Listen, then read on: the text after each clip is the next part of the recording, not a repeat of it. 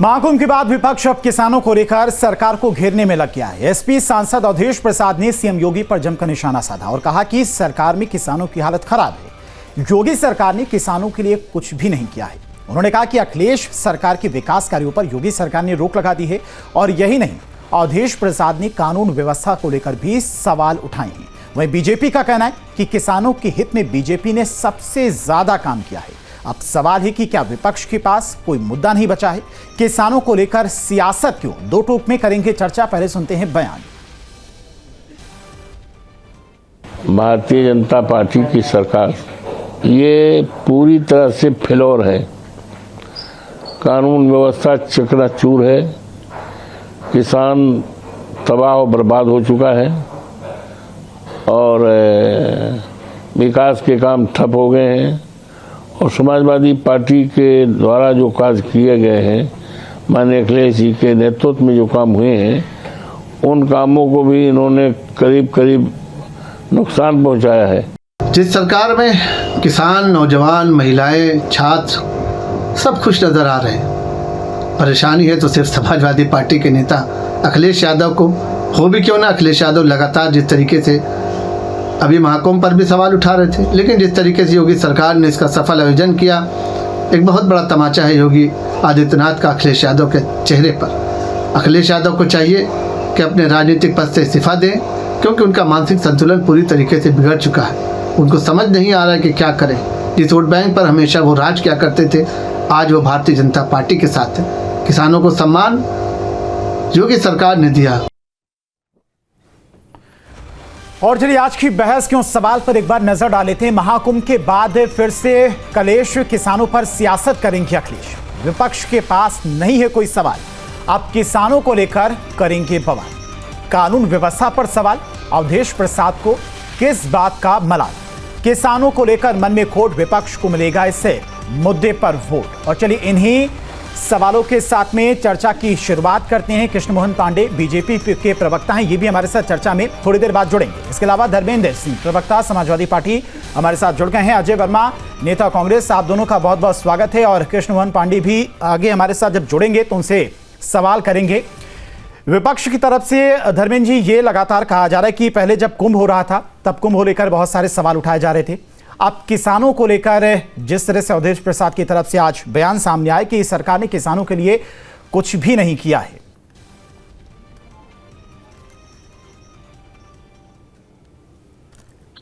धर्मेंद्र जी।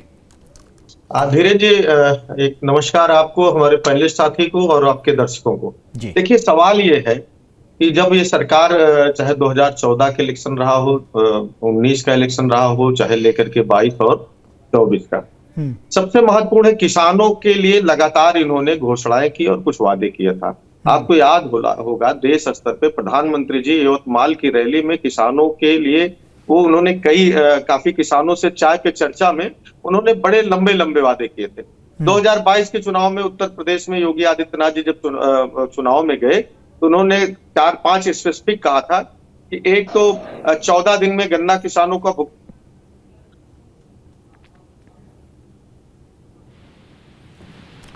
ठीक है, धर्मेंद्र जी के पास जाएंगे, उनकी आवाज हम तक नहीं पहुंच पा रही, फिर से उनसे कनेक्ट करने की कोशिश करेंगे। अजय वर्मा जी हमारे साथ जुड़े हुए हैं।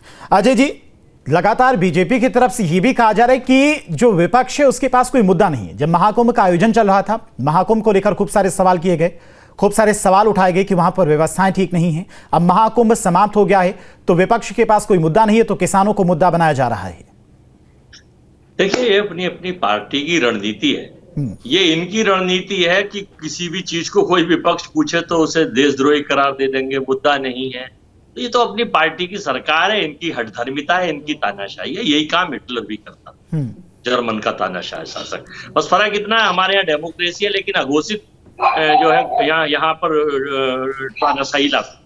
अब दूसरी चीज बताना चाहे, महाकुंभ आपका जो चैनल है, इसमें पूरे एरिया में मानो सपोज ये 10,000 वर्ग फीट में, तो यहाँ ज्यादा से ज्यादा कितने आदमी आ सकते हैं? हमारा सवाल ना हिंदू आस्था पर था कुंभ में, ना सनातन से था, ना कुंभ करने से था। टैक्स के पैसे से कुंभ हो रहा था, ना नानी के यहाँ से योगी जी लाए, ना मोदी जी लाए थे। इन्होंने जनता के पैसे से करा, आपके हमारे से उसे इवेंट मैनेजमेंट करा कर।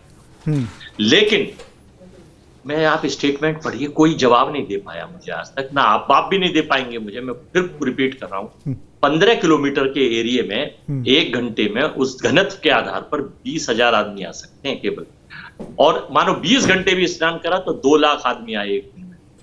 अब आप प्रोपोगंडा मचाइए कि 66 करोड़ आ गए, 60 करोड़ आ गए, उस 10 करोड़ और 10,000 करोड़ और 15,000 करोड़ के पैसे को खाने के लिए, तो कैसे आ गए? सबूत दे दीजिए। अब आप अरे छोड़िए अजय जी, कुंभ हो गया ना, कितने आए? 100 करोड़ आए, 66 करोड़ आए, आस्था का विषय है, कुंभ हो गया, उसको छोड़िए। नहीं, हम आस्था पे खिलवाड़ नहीं करते, लेकिन सरकार के झूठ को हम बेनकाब करेंगे और करते रहेंगे। दूसरा, किसानों की बात ठीक है, हाँ बिल्कुल, ये किसानों से चुनावों में वादा किया गया था कि किसानों को एमएसपी, हम आज तक दिया क्या एमएसपी किसानों की? जितने 100 कुछ पॉइंट थे, 75 पॉइंट पहले ही माने हुए थे, मांगे ही नहीं गए, नहीं दिया रहा, उनका अनाज नहीं खरीदा जा रहा। दूसरा, 750 किसान जो शहीद हो गए, उनको क्या शहीदों का दर्जा दिया? हमने मांग करी थी उन्हें शहीदों का दर्जा दो, नहीं दिया उनके परिवार को, ना उनके परिवार के किसी बच्चे को नौकरी दी, ना 1 करोड़ रुपए मुआवजा दिया। तीसरा, पुलिस अभी भी लाठीचार्ज और उन्हें दिल्ली आने से रोकती है। पंजाब में देख लो, बॉर्डर पे देख लो, हरियाणा पे देख लो, यूपी में देख लो, उनके आंदोलन को कुचलने का प्रयास करती है किसानों के ऊपर।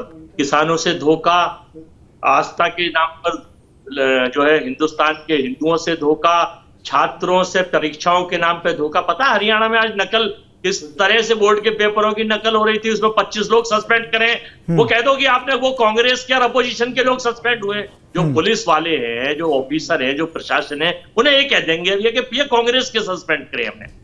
पेपर लीक की ये धोखा, महिलाओं से इन्होंने धोखा किया, उत्तर प्रदेश में शिक्षकों से इन्होंने धोखा किया।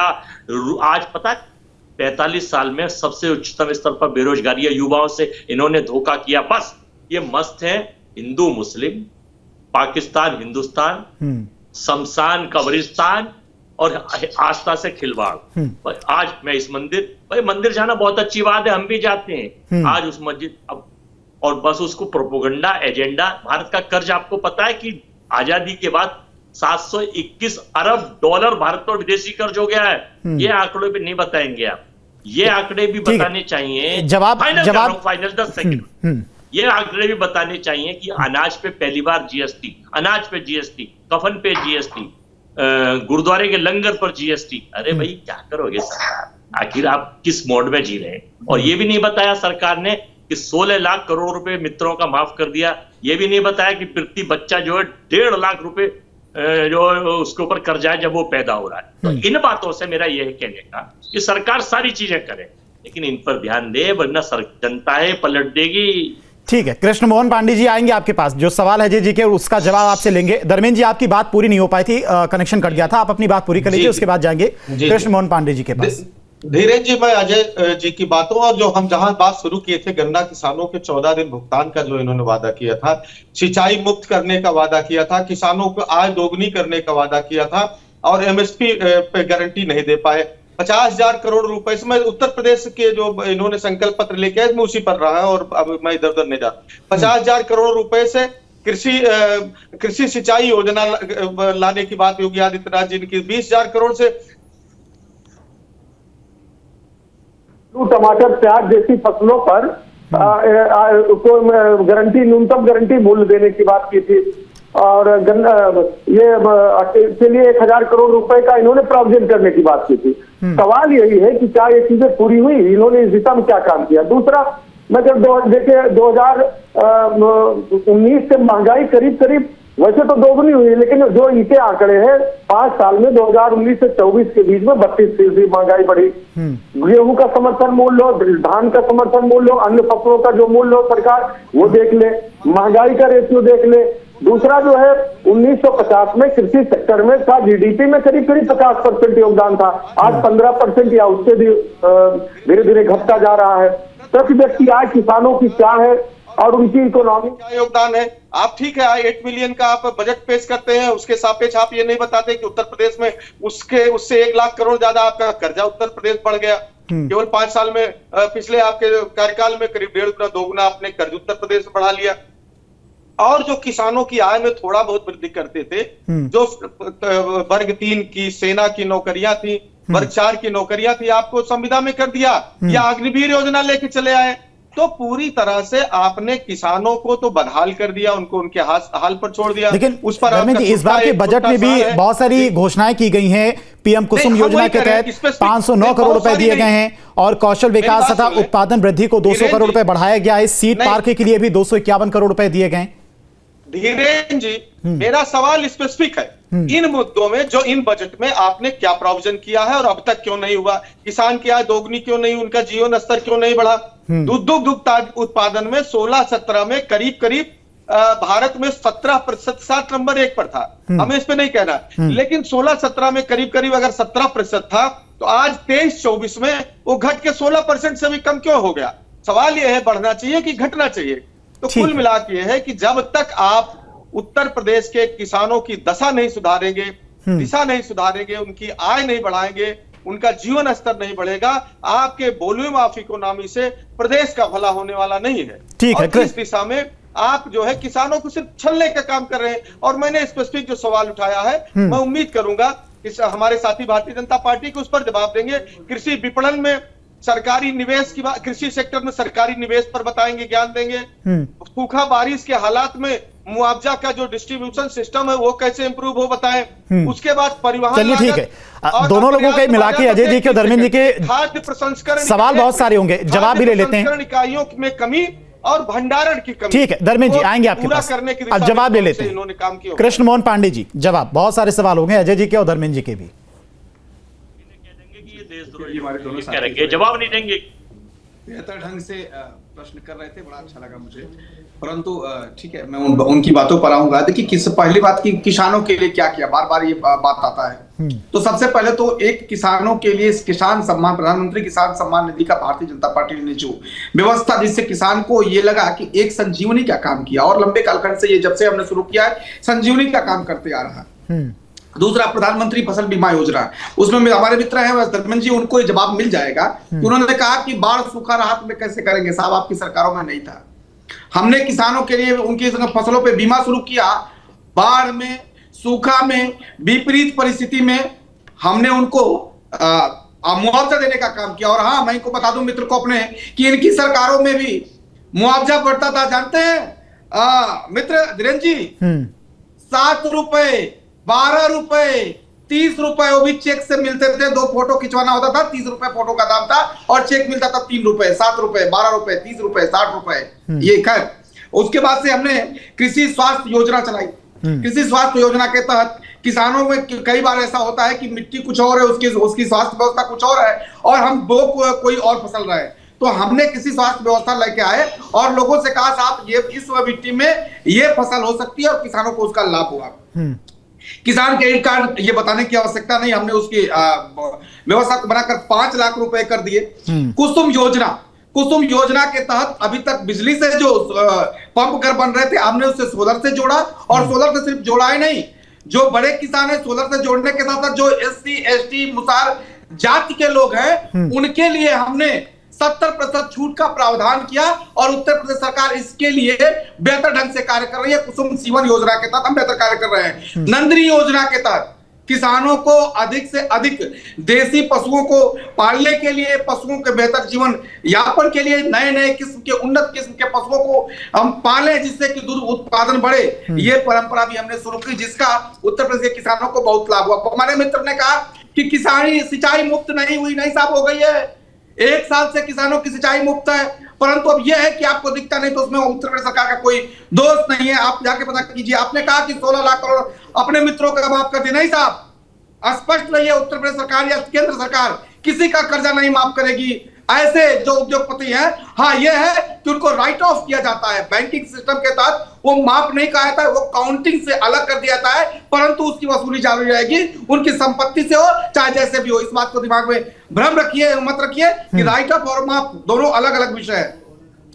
आपने कहा कि गेहूं का समर्थन मूल्य क्या था, बताता हूं मैं। 2011 में, 2012 में जब आपकी सरकार थी और 17 तक थी, तो किसानों का जो गेहूं का समर्थन मूल्य था 11 रुपए 30 पैसे था। ये आपका ऑन रिकॉर्ड है। भारतीय जनता पार्टी की 17 में सरकार बनती है और 2024 में हम उनका समर्थन मूल्य 22 रुपए 30 पैसा कर देते हैं, जो आज भी फिर बढ़कर 22 रुपए 30 पैसे हो जाते हैं। आपसे दूना हमने किया, 11.30 से 22.30 किया। इन्होंने कहा कि किसानों को छलने का काम किया। साहब, किसानों को छलने का काम नहीं किया।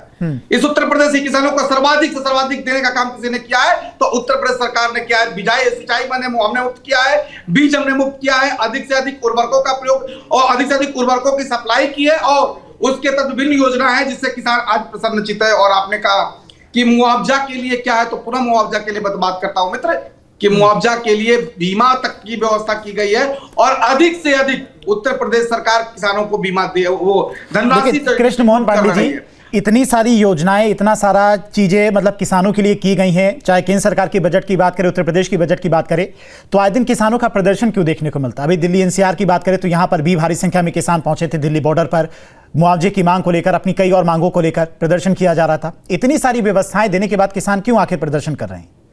देखिए, एक बात बस स्पष्ट कर दूं कि जो किसान गए थे उन किसानों से तो अधिक लगभग 7 राउंड की केंद्र सरकार बात कर चुकी है और अभी भी पुनः इस बात का दरवाजा खुला है। किसान हमारे अपने हैं, मैं किसान का बेटा हूं तो मुझे उस किसान का दर्द पता है।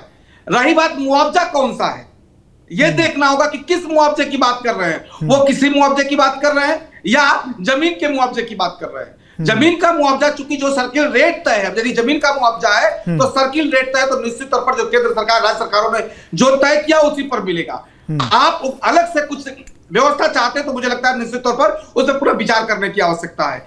रही बात और कृषि उत्पादों पे मुआवजा की तो निश्चित तौर पर उत्तर प्रदेश सरकार हर तरह से सबको साथ लेके एक साथ बैठ के चर्चा करने को तैयार है। किसान यदि चाहता है कि वो किसान जो वहां तक प्रदर्शन करने का है, उत्तर प्रदेश सरकार बुलाकर, केंद्र सरकार बुलाकर के उनकी बातों को सुन रही है और बेहतर ढंग से निस्तारित करने का प्रयास कर रही है और आगे भी हम इस किसानों के साथ खड़े हैं। धर्मेंद्र जी, इतनी सारी योजनाएं तो चलाई जा रही, चाहे केंद्र सरकार हो, पीएम किसान सम्मान निधि योजना की बात करें और कृषि बीमा की बात करें, कृषि उत्पाद को बढ़ावा देने के लिए भी सरकार की तरफ से कई सारे कदम उठाए जा रहे। किसानों की चिंता कर तो रही है सरकार, धीरे धीरे सब कुछ होगा, पटरी पर आएगा।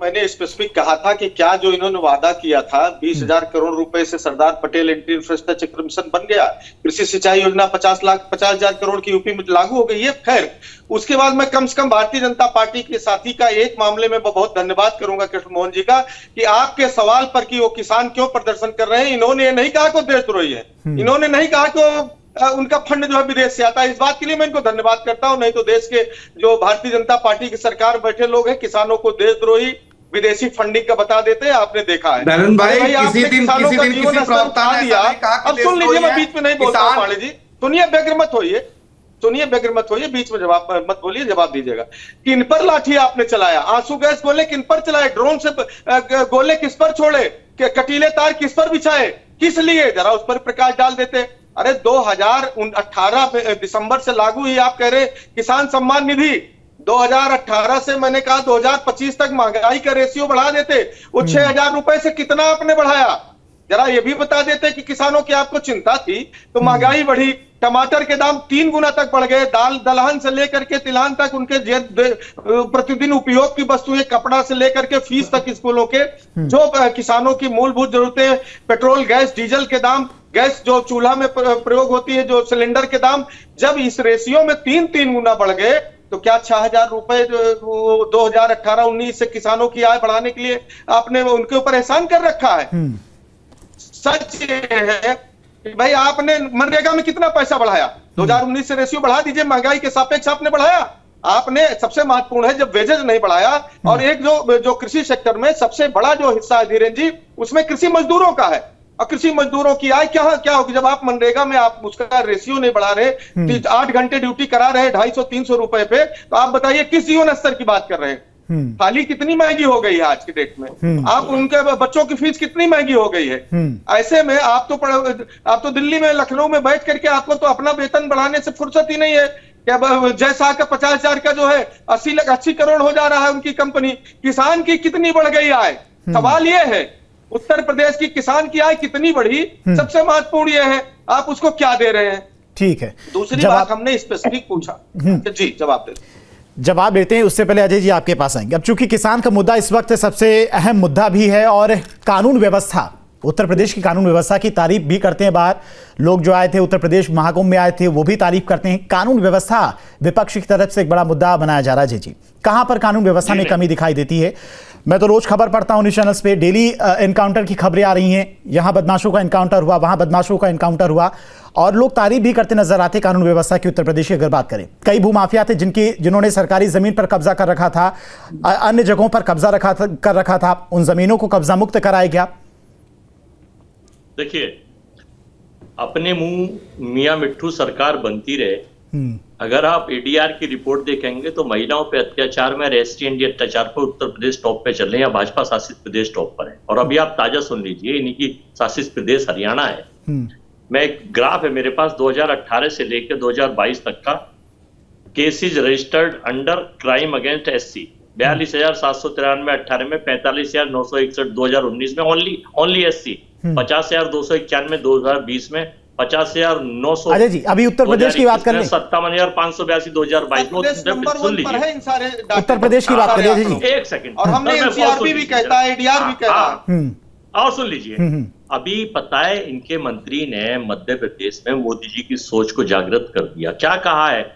ये जो प्रार्थना पत्र लोगों के, जनता के हम पे आ रहे हैं, ये भीख पत्र है, क्योंकि 5 किलो अनाज पे 85 करोड़ लोगों को आश्रित कर रखा है, उन्हें भिखारी बना रखा है। उनको मंत्री का स्टेटमेंट है, उसे स्ट्राइक करिए आप, ये भीख पत्र है, भीख मांगने आ जाती है जनता। ये सोच है मोदी जी और अमित शाह की देश की जनता के लिए। दूसरा, हरियाणा में चले जाइए, रोहतक में कांग्रेस की कार्यकर्ता नरवाल लड़की की सब में बॉडी मिली है। हमने मांग करी है कि भाई ये लॉ एंड ऑर्डर है, महिला हितैषी है। तो मेरा कहने का मकसद ये है, सरकार अपने मुंह मियां मिट्ठू बनती रहे, लॉ एंड ऑर्डर में उत्तर प्रदेश। ठीक है, समय का मैं जवाब ले लेते हैं। होती है कृष्ण मोहन पांडे जी, ठीक है जी, समय का मैं जवाब ले लेते हैं। कृष्ण मोहन पांडे जी, हमारे मित्र ने कहा कि उत्तर प्रदेश में और हरियाणा में अपराध बढ़ रहे हैं। उत्तर प्रदेश में जब समाजवादी पार्टी थी तो अपराध नहीं थी, इनका यही कहना है।